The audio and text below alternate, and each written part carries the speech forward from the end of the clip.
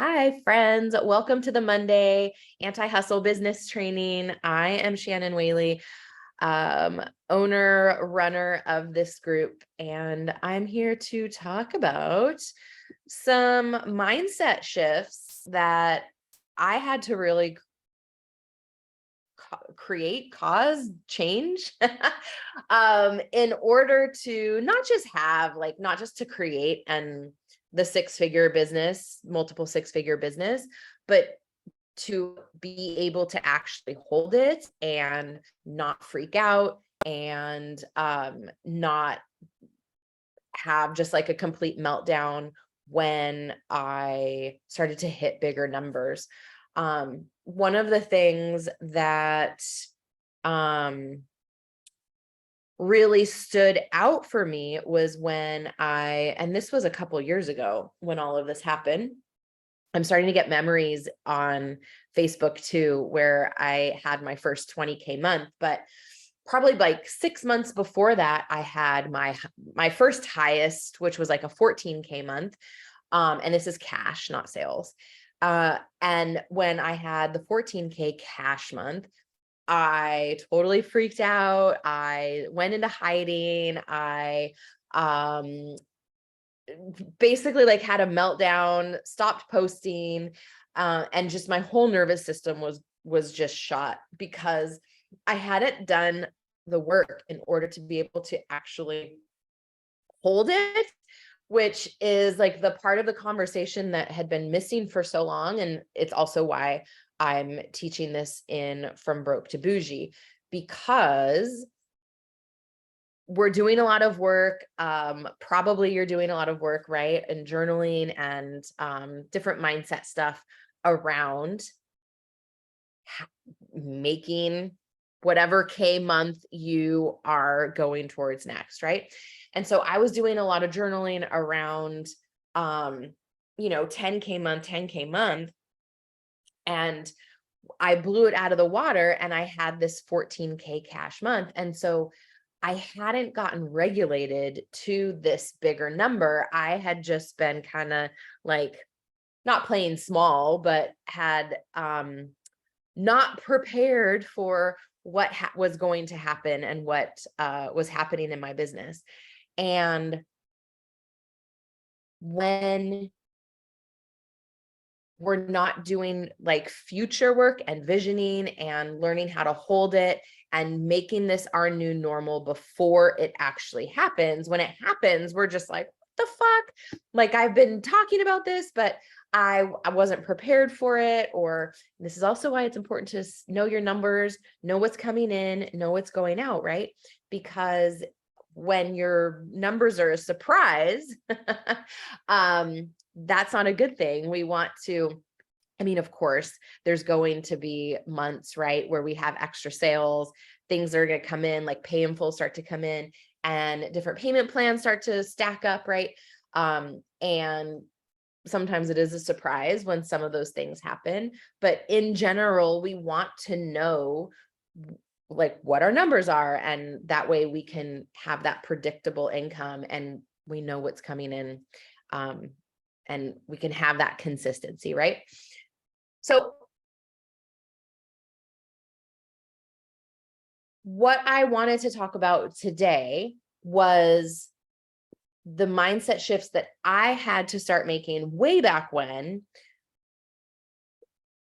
I was first stabilizing my income and really starting to dream about these bigger numbers and even just see that they were actually possible. And I will say too, that part of what has helped this process has been watching my coaches, my mentors talk about money, following women who talk about money, normalize wealth, normalize luxury travel, normalize jewelry, normalize these things, right? Because that was not my reality growing up. And I just like didn't have anybody to look to as inspiration. And so as I started seeing people who were my age, maybe younger, or running businesses that I wanted to be running, who were doing similar things, right? and I started seeing how much money they were making and how much money they were able to donate and give away and invest and put into savings, it just started to bring it that much closer to me, because before it was just like so ambiguous, right? And so this is also one of the reasons why it's so important to me to share my numbers and share really transparently, and vulnerably at times, right?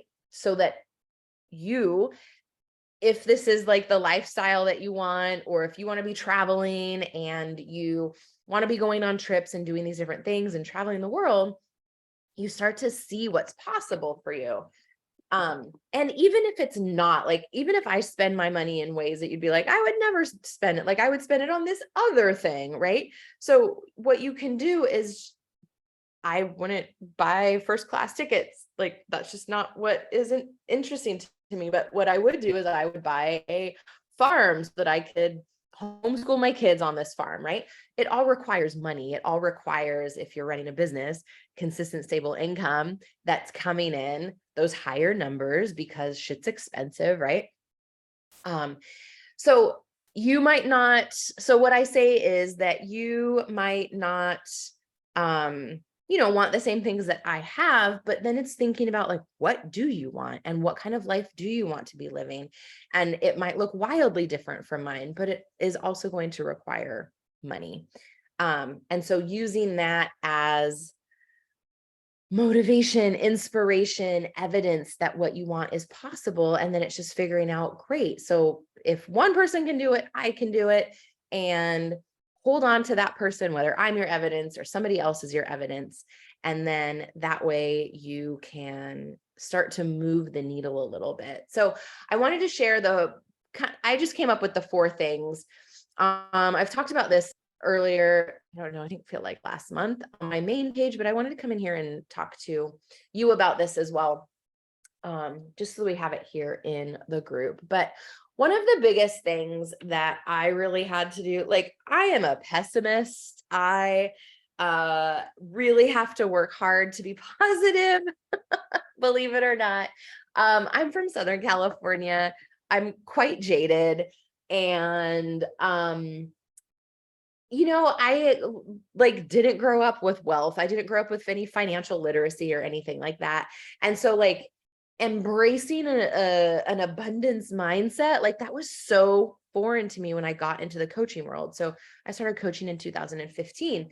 And what I realized really quickly was that my, like, shitty mindset around how nothing ever goes my way, that I have shit luck, that everybody else gets to have, like, cool lives except me.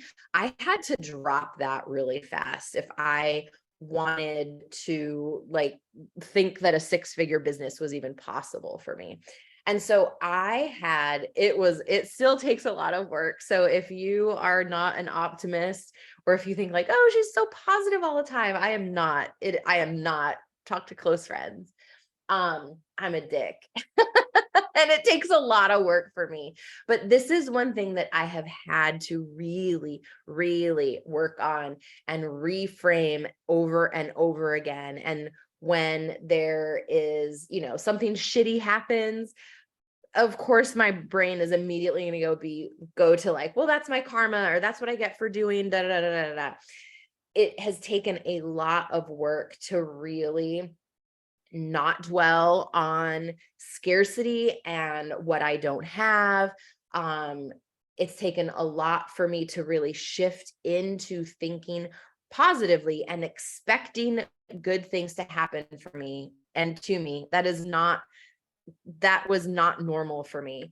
So I really had to start looking at, this is where gratitude comes in. And we're doing this in the second module of From Broke to Bougie, where we're looking at gratitude and living. And this also comes from being in recovery. So I quit drinking in 2013, and it took me a couple of years to, like, start being really grateful, and looking at the positive side of things, right? But just really seeing, like, how good I had it, and writing out a gratitude list every day. And I had a journal that was just specifically for gratitudes, because it's really easy to focus on what's not going right, what don't you have, why you don't have it, how things are going wrong, right?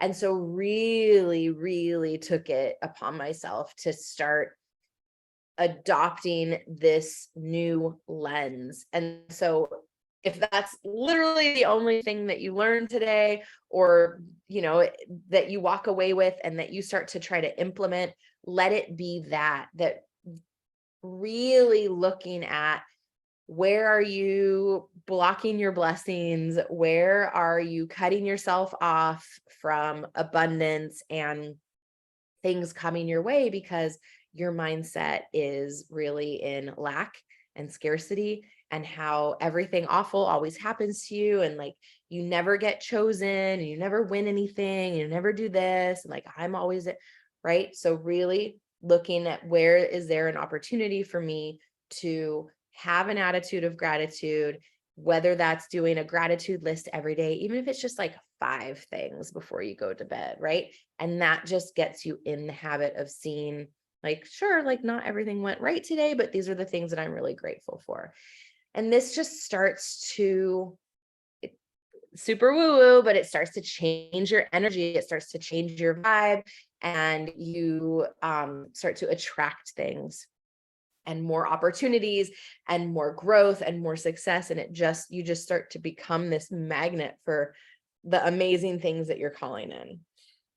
So the second part of this, and this is where my vision boards came in. So if you were following me since way back then, so I've done vision boards for a long time. But that was when I really started getting into them. And like, I would have it in front of me, and I would have pictures, and I would have sections of things that I wanted, of like home and love and travel. And I really, really focused on this. And I started setting really big goals and really clear goals. And it was something that I had never really done before. I just kind of like lived my life and was going through the motions and took what came my way. And I never, until I got sober, like never really like intentionally lived my life. And so what I did when I started doing the vision boards and started really thinking bigger, of like, well, if money wasn't an issue, if like education, right? Like I can get these things. What do I want? Like, what kind of life do I want to be living? What are the things that I want to have? And I started setting really big goals that felt outrageous and kind of like ridiculous, and like, that'll never happen, or right. So that'll never happen moved into, well, like, could this happen? What if this did happen? And so I really stopped settling for mediocrity and really began like being really ambitious and clear. And my way to manifest is being very specific about what I wanted. And so this is how your goals start to become your roadmap, where you can start to look at, like, does this decision get me closer or further away from my goals? Because if you don't know where you're going, you're just kind of like figuring things out, right? But when you have a goal and you have this roadmap, whether it's through a vision board or you're doing other visioning work, this is how you start to make decisions, and it's how you start to guide your life, and you make different decisions based on what your goals are. And like I said, like, is this getting me closer to or farther away? And so I started just like checking shit off my vision board. This ring is one of the things that was on my vision board, actually, many, many years ago. And my ex bought it for me, and whether he saw the board and was like, okay, fine, I'll get her that ring or whatever, like, who cares? It fucking happened. And then I started traveling, and then I graduated coach training, and then I was working, right? And then I had this bigger business, and all of a sudden I had the 6 figures, and right. And so like things started to open up, and I started to realize, like, well, shit, if I could create that, then what else can I create? And so it really started this domino effect of what was happening in my life. The third, number three, is really looking at my fears and dissecting them and getting comfortable with being uncomfortable. So a lot of business is taking calculated risks in order to get to where I wanted to be. And it's basically learning how to feel the fear. We've heard these quotes, right? Feel the fear and do it anyway. And before, it was like, feel the fear and chicken out. That's how I lived my life. It would get too overwhelming. Again, like, this is really where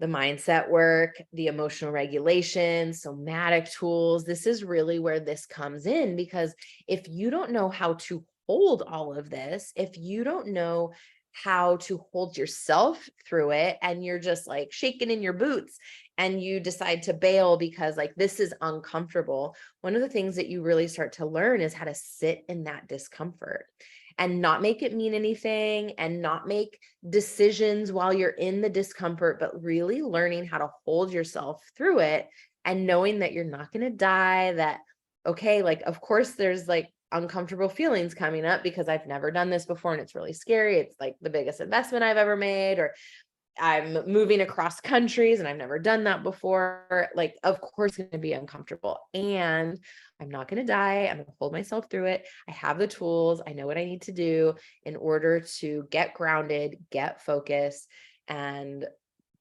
have this more of a regulated nervous system to be able to move forward. And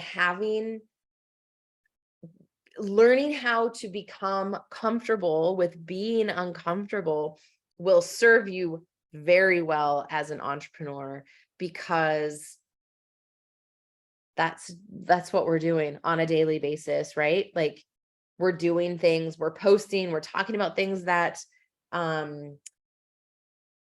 are maybe controversial, or we're talking about things that we feel like might get us some negative attention or get us some heat, right? And so learning how to hold through it and how to move through it.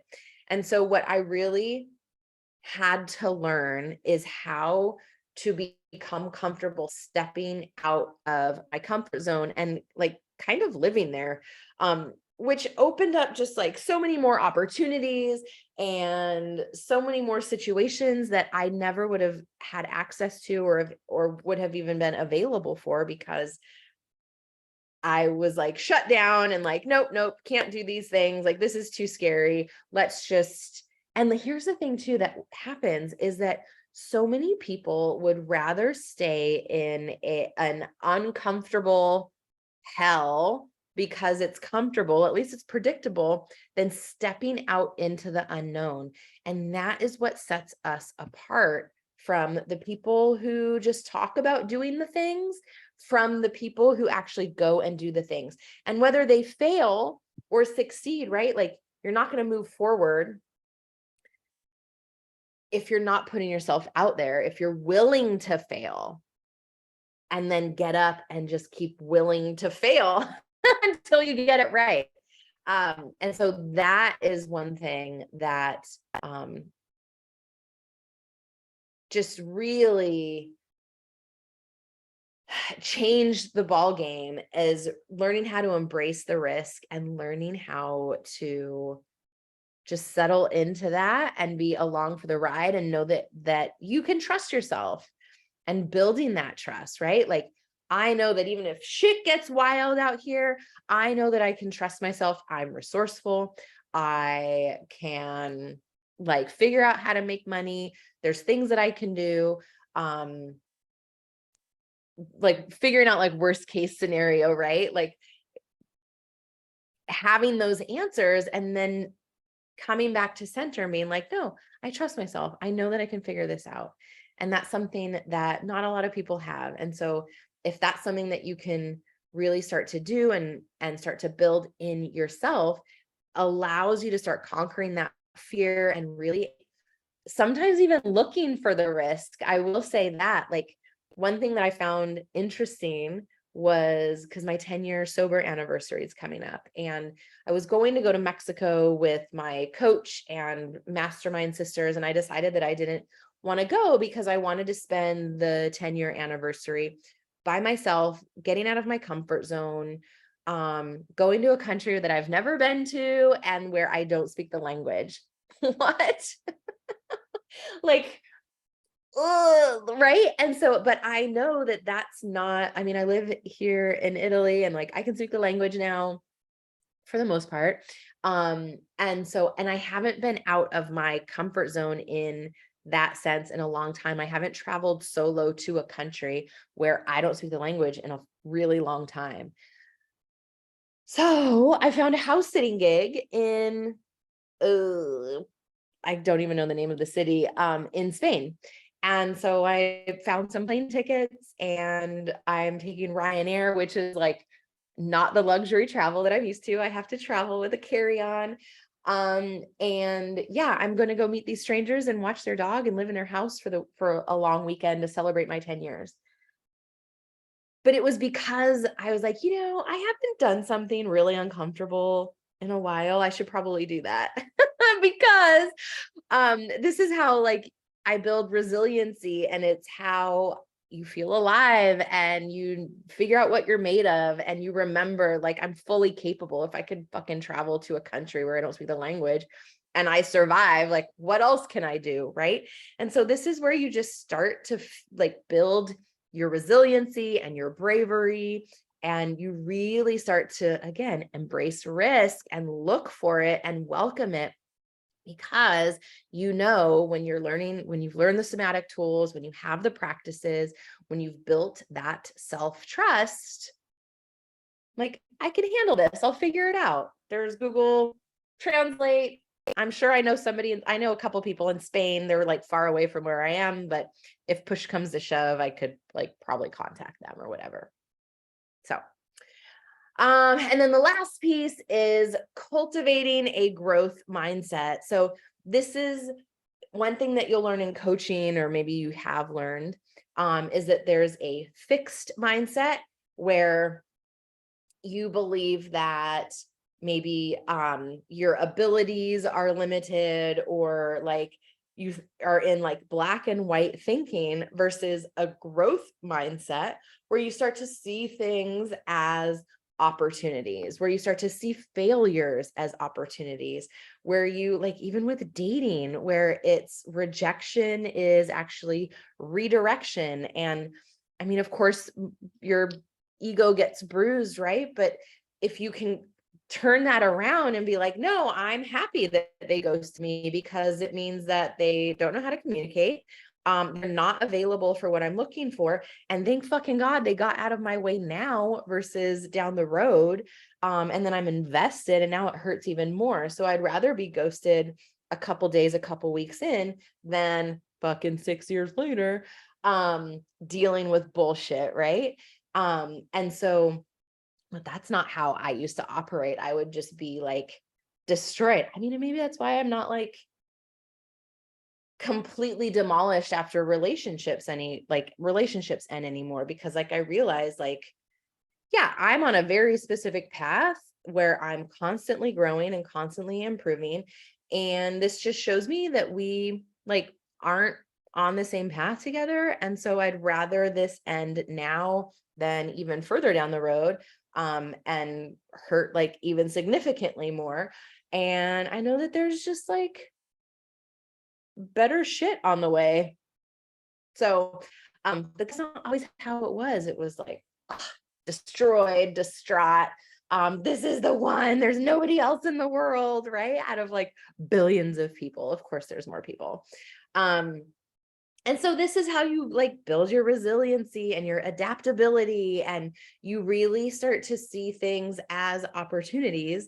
Of course, you're going to feel your feelings and like be down in the dumps and whatever, but you're able to turn that around and really start to look at like, how is this working for me? not like, why is this happening to me, but why, like, what is available for me here? And that really starts to shift how you show up in literally everything. If that's how you're operating and you are looking at all of the things, like if, you didn't get the car that you wanted, or you didn't get the house that you wanted, or the relationship that you wanted, it's like, I have to trust that whatever your belief system is, right? But like, I have to trust that the universe knows better than I do, and that my human ego is going to be upset and my feelings are going to be hurt. And I also have to trust that there are things happening that I can't see yet. And